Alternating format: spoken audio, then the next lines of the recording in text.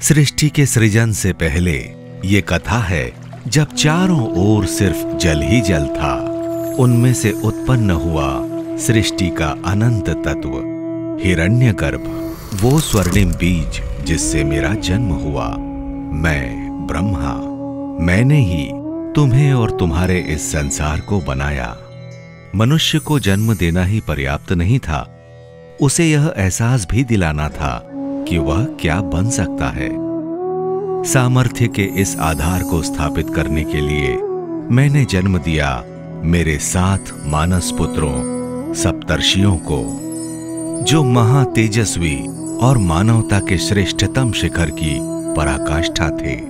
उनके जीवन काल को मनु की एक आयु अर्थात एक मनवंतर कहा जाता है।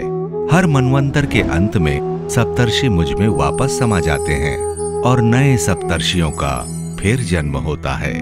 लेकिन मनवंतर क्या है और इसकी अवधि कितनी होती है?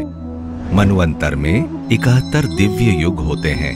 प्रत्येक दिव्य युग में 17.28 लाख वर्षों की अवधि वाला एक सतयुग होता है।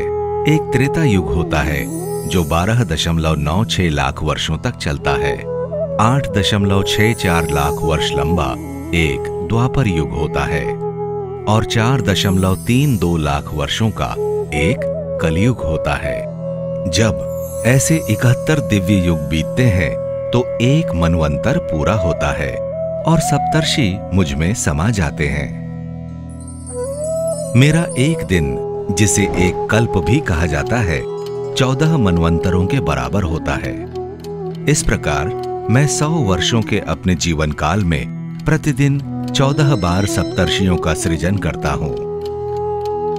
इस समय आप मेरे 51वें वर्ष के वैवस्त मनवंतर नाम के 7वें मनवंतर के पहले दिन में हैं और इस मनवंतर के सप्तर्षि हैं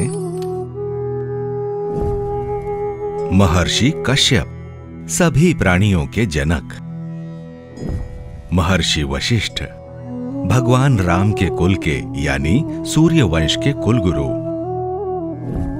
महर्षि गौतम, पृथ्वी पर गंगा के वाहक; महर्षि जमदग्नि, अपनी शीतलता के लिए प्रसिद्ध, यहां तक कि देवता भी उन्हें क्रोधित नहीं कर पाए; महर्षि भारद्वाज, आयुर्वेद के रचेता; महर्षि विश्वामित्र, ऐसे एकमात्र मनुष्य जो सप्तर्षि बने; महर्षि अत्रि, ऐसे मनीषी जिनके पुत्र त्रिमूर्ति के अवतार थे।